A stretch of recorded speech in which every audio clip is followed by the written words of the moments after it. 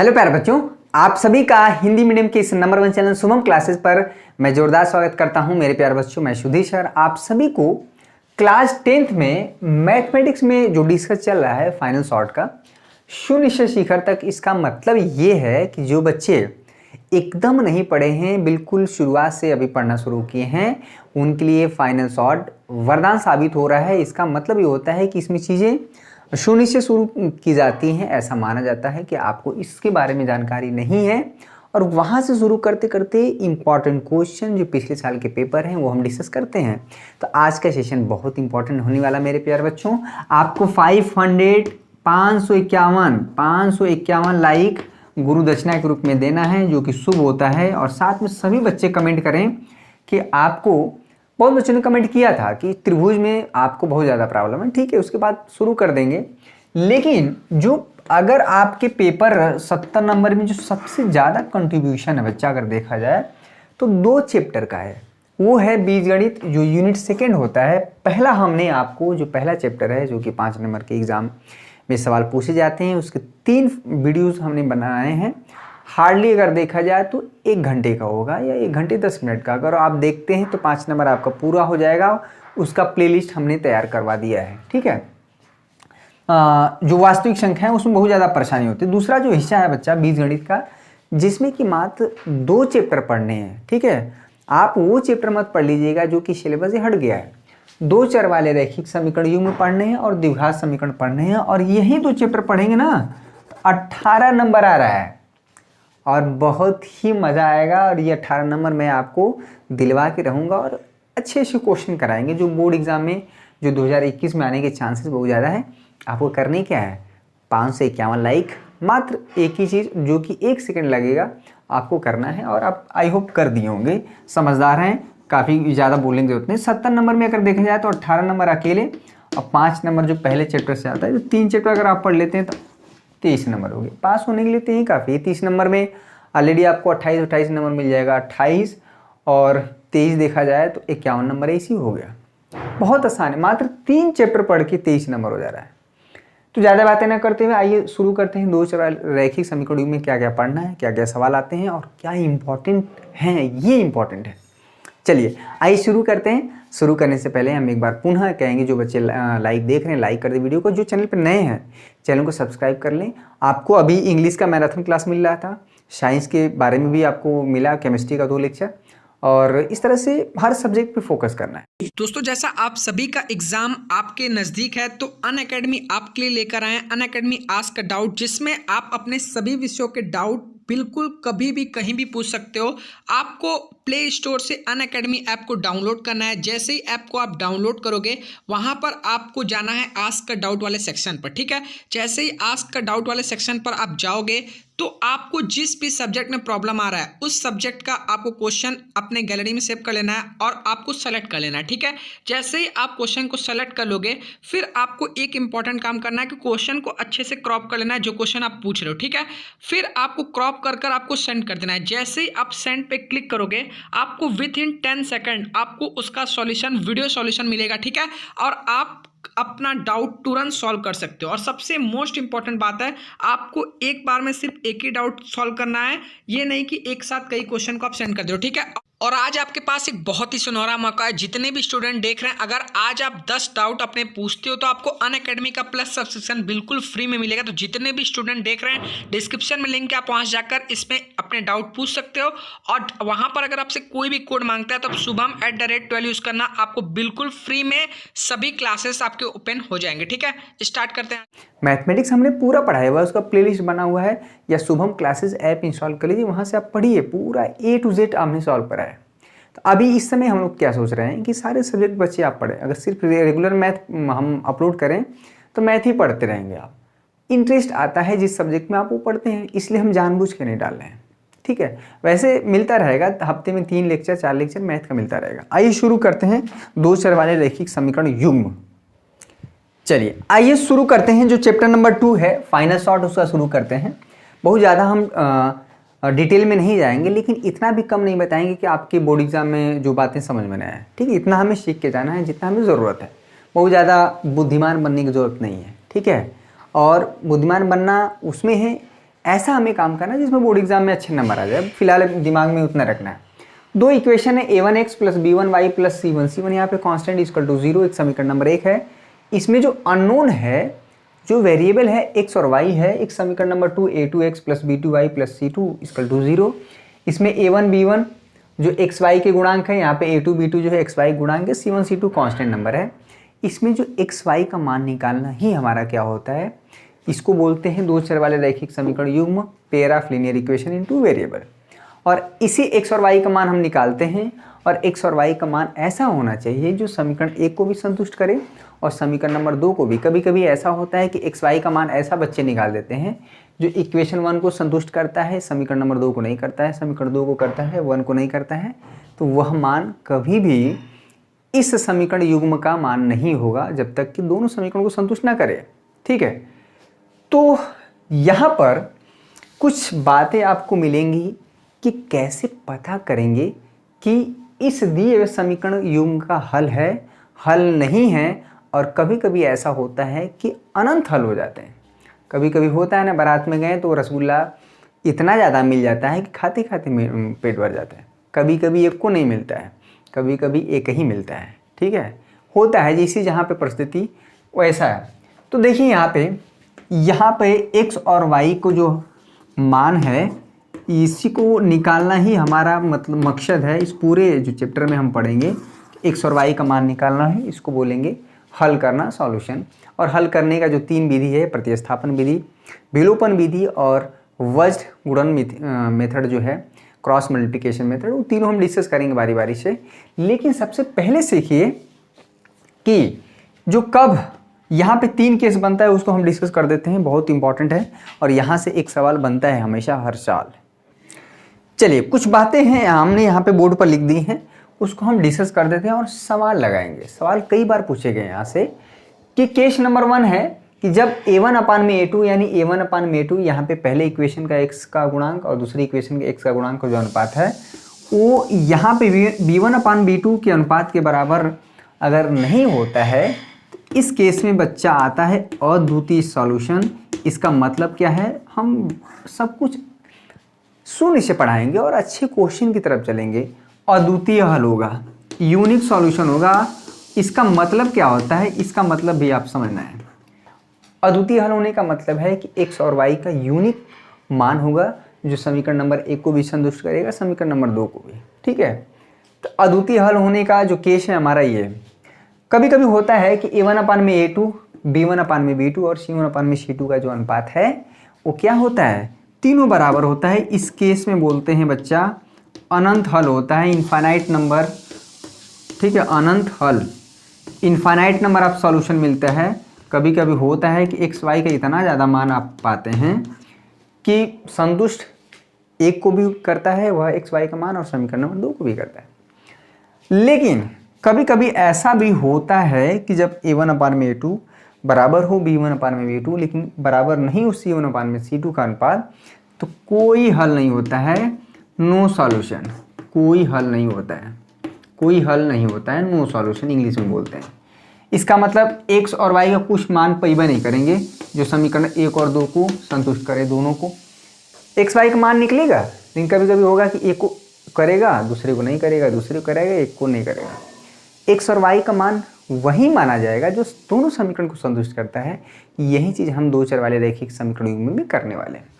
इसको नोट कर लीजिए, आपकी बुक में भी दिया है, कोई बहुत नई बात नहीं है।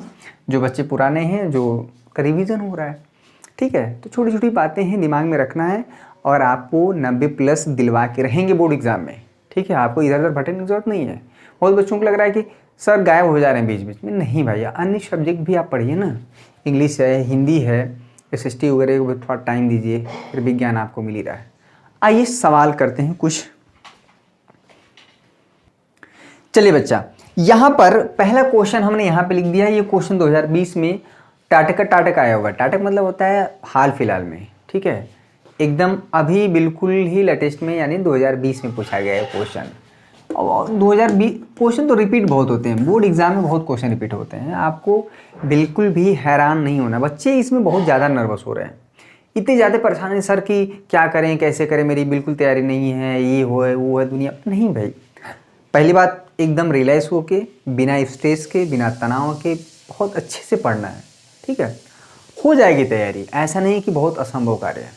यहाँ पे कह रहा है के का ऐसा मान क्या हो ताकि दिए हुए समीकरण युग्म का अपरिमित हल हो, यानी इनफाइनाइट नंबर ऑफ सॉल्यूशन हो।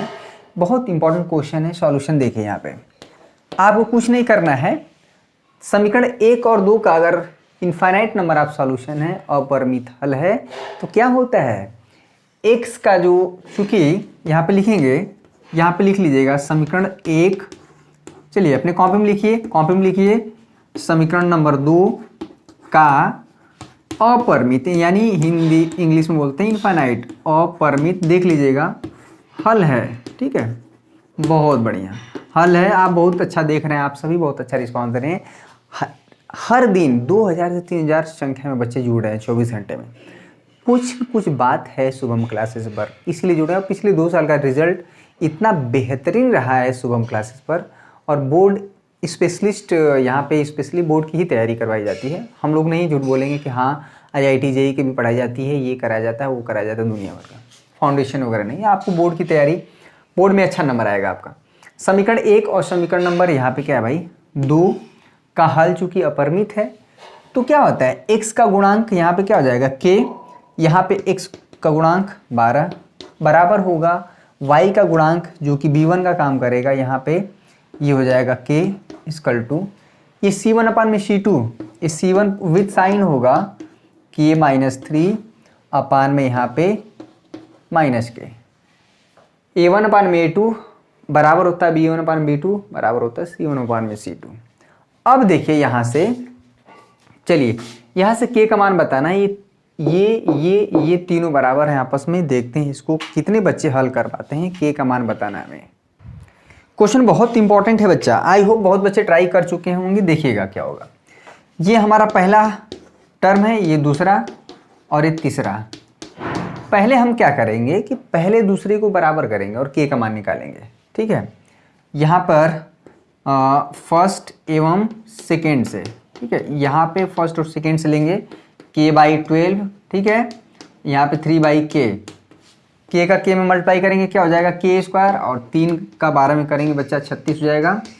स्क्वायर हटता है तो क्या आता है प्लस माइनस, क्या प्लस माइनस √36, यहाँ पे आ गया +-6। ये आंसर नहीं होगा। कितने बच्चे यहाँ पे +-6 करके आंसर चले जाएंगे, उनको लगा हम करके आए हैं, और नंबर काटने में एग्जामिनर को बिल्कुल भी शर्म नहीं आता है। क्यों आएगा भाई, गलत करेंगे तो कहीं देगा। आप करेंगे समीकरण 2 और 3 को बराबर, ठीक है। समीकरण 2 और 3 को जो बराबर करेंगे तो वहाँ से जो k की वैल्यू आएगी, तो इनमें जो कॉमन वैल्यू होगा वही k का मान होगा, ठीक है। अब देखिए, इसलिए क्वेश्चन इंपॉर्टेंट है। 2 एवं 3 से, 2 एवं 3 से, यानी दूसरा टर्म और तीसरा को बराबर करेंगे तो यहाँ से जो k का मान है, यहाँ तो माइनस माइनस पहले कट जाएगा। k का इसमें मल्टीप्लाई करेंगे 3k, ठीक है। k का इसमें होगा यहाँ पे k, यहाँ पे हो गया k -3, समझ में आया। ये माइनस माइनस तक कट जाएगा। सेकेंड और थर्ड को लेके चलना है इस बार, ठीक है। फटाफट कैलकुलेट करिए, यहाँ पे हो जाएगा k² -3k, ठीक है। उसको उधर ले जाइए तो k² -3k पहले से है, ये जाएगा उधर माइनस, तो ये फाइनली 6k हो जाएगा इक्वल टू 0।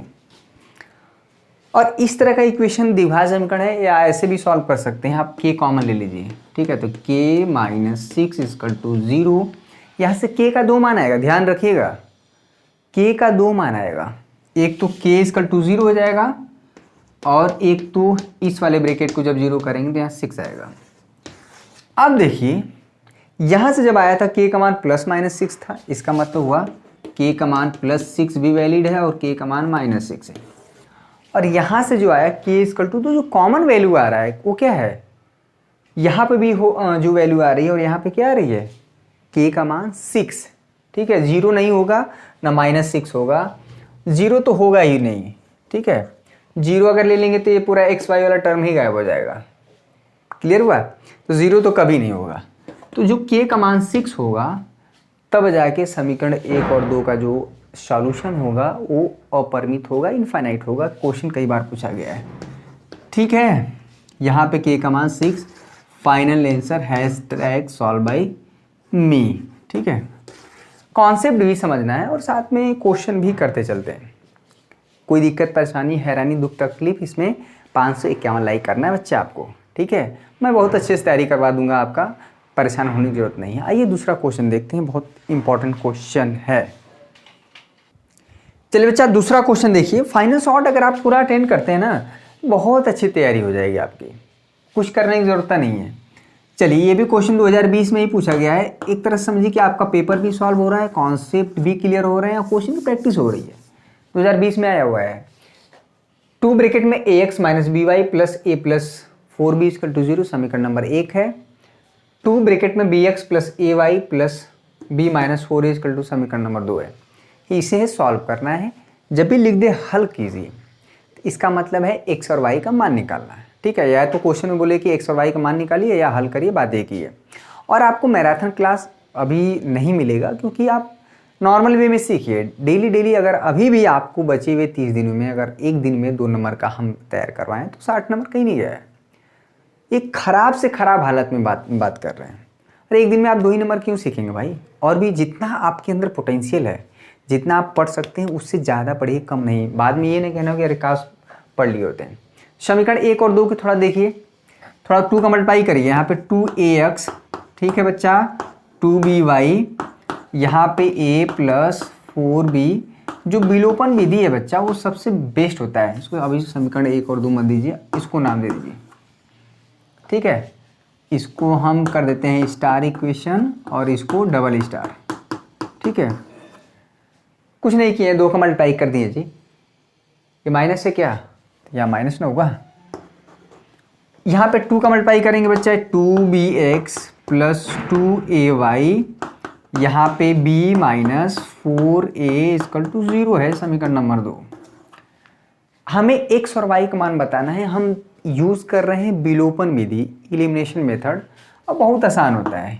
देखिए क्या, x का कोफिशिएंट यहाँ पे क्या है, 2b, तो 2b का मल्टीप्लाई कर देंगे समीकरण नंबर 1 में, पूरे में होगा। और यहाँ पे x का जो गुणांक है बच्चा 2a है, और ये 2a का जो मल्टीप्लाई हो रहा है ना, ये पूरे समीकरण में होगा। बहुत बढ़िया तैयारी करके भेजे बच्चा, बता देते हैं।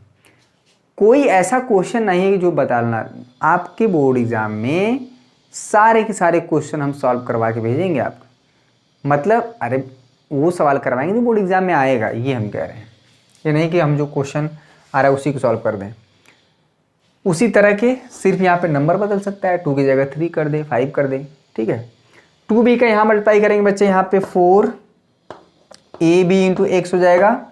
यहाँ पे क्या हो जाएगा, 4b का b में हो जाएगा b स्क्वायर हो जाएगा, यहाँ पे y। यहाँ पे अगर मल्टीप्लाई करेंगे 2, तो ये हो जाएगा 2ab, यहाँ पे हो जाएगा 4 दूना के 8 b स्क्वायर इक्वल टू 0। इसमें कोई दिक्कत नहीं। 2a का यहाँ मल्टीप्लाई करेंगे तो ये हो जाएगा 4ab इंटू एक्स, यहाँ पे हो जाएगा 4a स्क्वायर इंटू वाई, यहाँ पे हो जाएगा 2ab और माइनस 4 दूना के 8 a स्क्वायर इक्वल टू 0, समीकरण नंबर 3 और समीकरण नंबर 4। विलोपन विधि यूज़ कर रहे हैं, यानी जो हमारा एलिमिनेशन मेथड तीनों समीकरण को हल करने का, जो समीकरण को हल करेंगे जो 3 मेथड है उसमें से ये है विलोपन विधि। ठीक है, तो कुछ करना नहीं है, इसको क्या करना है, घटा देना है। ये माइनस, ये माइनस, ये माइनस और ये जो है प्लस। घटाने में यही होता है कि जो टर्म नेगेटिव होता है वो पॉजिटिव हो जाता है, जो पॉजिटिव होता है नेगेटिव हो जाता है। ठीक है, ये इससे कटा, क्लियर हुआ। Minus 8b square y minus 4a square, पहले लिख लीजिए। ठीक है, समझिएगा, minus 4b square into y minus 4a square into Y.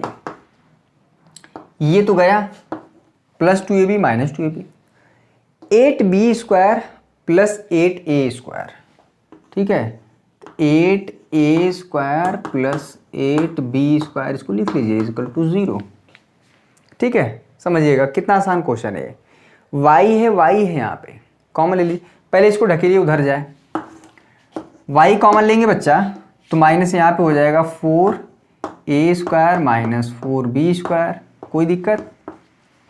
इसको ढकेल लीजिए पूरा उधर जाए, ठीक है। तो minus b minus 8a square minus 8b square, इसमें कोई दिक्कत है? यहाँ पर y का मान देखिए, यहाँ पे माइनस कॉमन लीजिए, 8a आप -4 कॉमन लीजिए ना। क्या करेंगे यहाँ पे, -2 कॉमन ले लीजिए, तो यहाँ पे हो जाएगा 4a square plus 4b square, ठीक है। और ये जो नीचे आएगा डिवाइड करेंगे तो माइनस कॉमन ले लीजिएगा, ये हो जाएगा 4a square plus 4b square. आसान है ना, माइनस कॉमन ले लिए हैं यहाँ पे, तो 4a square plus 4b square, ऊपर से -2 कॉमन लिए हैं, ठीक है। तो ये टर्म और ये टर्म सेम है, माइनस माइनस कट गया, फाइनली क्या आ गया, y की वैल्यू। कितना आसान है। y की वैल्यू अगर 2 आ गई बच्चा, तो चाहे समीकरण स्टार में, चाहे समीकरण और डबल स्टार में, चाहे 3 में 4 में, कहीं पे भी रखेंगे वहाँ से x का मान आ जाएगा। और यही मेथड सबसे बेस्ट होता है, सबसे चांसेस कम होते हैं गलत होने के। y का मान समीकरण इसमें रख दीजिए, स्टार में रखिए, 2ax माइनस y का मान कितना है बच्चा, 2, तो यहाँ पे हो जाएगा 2b, यहाँ पे a plus 4b equal to 0, 2ax, ठीक है, माइनस 2b, अब प्लस वो कितना हो जाएगा, plus 2b plus a equal to 0, तो 2 यहाँ पे उधर भेज दीजिए, क्या हो जाएगा यहाँ पे, माइनस उधर कर देंगे, 2b प्लस a, क्लियर हुआ, 2a से डिवाइड कर दीजिए यहाँ पे, क्लियर हुआ, तो माइनस यहाँ पे हो गया 2b प्लस a अपान में 2a, ठीक है। ये हमारा क्या हो जाएगा, x का मान हो जाएगा। तो इसमें कुछ मिस्टेक हुआ है क्या, y का मान 2 एक बार देख लेते हैं, y का मान 2 तो है, सही तो है, y का मान यहाँ पे 2 रखेंगे तो 2ax माइनस 2b, इसको सॉल्व करिएगा, x का मान 1/2 आना चाहिए भाई, x का मान 1/2 आना चाहिए, ठीक है। एक बार देख लीजिएगा, x का मान समीकरण स्टार और डबल स्टार में रखिएगा, x का मान 1/2 आना चाहिए, कहीं से हो रहा होगा थोड़ा कैलकुलेशन मिस्टेक, ठीक है। पर बिल्कुल जो तरीका है हमारा वो बिल्कुल सही है, ठीक है। तो आप ये सीख लिए कि अगर दो इक्वेशन, दो अननोन हैं, तो उसके सॉल्यूशन कब अपरिमित होंगे, यूनिक होंगे, और कब नो सॉल्यूशन होगा, ये सीखें। विलोपन विधि द्वारा कैसे सॉल्व करते हैं सवाल को, ये भी सीखें, और एक आध क्वेश्चन और हम कराते हैं, और आपको सीखना है, डेली सीखना है। चलिए बच्चा, एक क्वेश्चन और 2019 में ही पूछा गया है और बहुत इंपॉर्टेंट है। 1 नंबर 2 नंबर कहीं नहीं गया है। अगर आप बड़े बड़े क्वेश्चन करते हैं तो उसमें 2 नंबर 1 नंबर वाले क्वेश्चन ऑलरेडी इंक्लूडेड रहते हैं, ठीक है। सारे बच्चे पहले ट्राई करिए। देखिए 18 नंबर हमको अच्छे से तैयार करना है, 2 चैप्टर पढ़ के। इसमें 2 इक्वेशन 2 अननोन दिया है, सिर्फ ये पूछ रहा है कि आप चेक करिए, बताइए कि जो समीकरण युग्म है वो संगत है या असंगत है। इंग्लिश में बोलते हैं बच्चा कंसिस्टेंट, या उसको बोलते हैं कंसिस्टेंट, ठीक है, और उसे बोलते हैं इनकंसिस्टेंट। इसका मतलब क्या होता है अभी हम बताते हैं। देखिए इनकंसिस्टेंट जो असंगत होता है वो एक ही केस में होता है, असंगत, ठीक है, असंगत होता है जो एक ही केस में होता है। किस केस में, नो सॉल्यूशन, यानी जब हमारा नो सॉल्यूशन होगा, कोई सॉल्यूशन नहीं होगा, तो उस केस में हम बोलेंगे कि जो समीकरण युग्म है वो असंगत है, इनकंसिस्टेंट है। कंसिस्टेंट 2 केस में होता है, ठीक है। किन 2 केस में होता है, जब हमारा यूनिक सॉल्यूशन होता है, अद्वितीय हल होता है बच्चा। अगर अद्वितीय हल हो चाहे अपरिमित हल हो, ठीक है, इनफाइनाइट नंबर ऑफ सॉल्यूशन हो, चाहे अद्वितीय हो, यूनिक होता है। यूनिक कब होता है, a1/a2 not equal to b1/b2। अपरिमित कब होता है, इनफाइनाइट सॉल्यूशन कब होता है, जब a1/a2 equal to b1/b2 equal to c1/c2। तो ये दोनों केस संगत आ जाएगा, ठीक है। आइए चेक कर लेते हैं। a1/a2 निकालिए भाई, यानी 2/4, क्या आया 1/2। इसके बाद ये निकालिए y का गुणांक यानी -3 अपान में -6, ये क्या आया 1/2, ठीक है। और C1 अपान में C2 भी निकालिए, C1 अपान में C2 यानी क्या हो जाएगा 8/9। अब देखिए ये जो है अगर देखा जाए तो A1 अपान में A2 बराबर है B1 अपान में B2, अब बराबर नहीं है C1 अपान में C2। देखिएगा A1 अपान में A2, B1 अपान में B2 1/2 आया, 1/2 आया, यानी A1 अपान में A2 बराबर है B1 अपान में B2, लेकिन ये बराबर नहीं है C1 अपान में C2, ये 8/9 आ गया, ये जो कांस्टेंट टर्म है। और ये केस किसका होता है, ये केस किसका होता है मतलब नो सॉल्यूशन का, ठीक है, कोई हल नहीं, ठीक है बच्चा। एक केस क्या होता है A1 अपान में A2 बराबर हो B1 अपान में B2 बराबर नहीं हो C1 अपान में C2 के, तो कोई हल नहीं होता है, कोई हल नहीं होता है, ठीक है। जब कोई हल नहीं होता तो इसी को बोलते हैं असंगत, इनकंसिस्टेंट। और ये जो रैखिक समीकरण युग्म है, समीकरण नंबर 1 और समीकरण नंबर 2, ये असंगत रैखिक समीकरण युग्म है, inconsistent linear pair of equation है। समझ में आ गया। अगर इसमें अगर ये C1 अपान में C2 यानी A1 अपान में A2 B1 अपान में B2 बराबर हो जाता है C1 अपान में C2 के, तो यही सिस्टम ऑफ इक्वेशन हमारा क्या हो जाता है, संगत हो जाता है। संगत दो केस में होगा, अद्वितीय केस में और अपरिमित दोनों केस में, ठीक है। चाहे सॉल्यूशन यूनिक हो चाहे इनफाइनाइट सॉल्यूशन हो, दोनों केस में हमारा संगत होता है। और नो सॉल्यूशन के केस में यानी हमारा क्या होता है, सिस्टम ऑफ इक्वेशन जो असंगत होता है, इनकंसिस्टेंट होता है। कई बार सवाल पूछा गया है, सिर्फ सिंपल से दे दे, पूछेगा चेक करिए ये क्या है, संगत है कि नहीं, असंगत है, सब सारी चीज़ें, ठीक है। देखिए सवाल के माध्यम से ही चीज़ों को हम सीख रहे हैं और बहुत इंटरेस्टिंग वे में आपको बताया जाएगा। चाहे मैं पहली बार पढ़ाऊँ, चाहे दूसरी बार पढ़ाऊँ, चाहे तीसरी बार पढ़ाऊँ, मैं उसी जोश और जुनून के साथ पढ़ाता हूँ, उसी एनर्जी के साथ पढ़ाता हूँ जब मैं किसी चीज़ को पहली बार पढ़ाया हूँ, ठीक है। जब पहली बार पढ़ाया हो और अब पढ़ाया हो, कोई अंतर आप नहीं पाएंगे।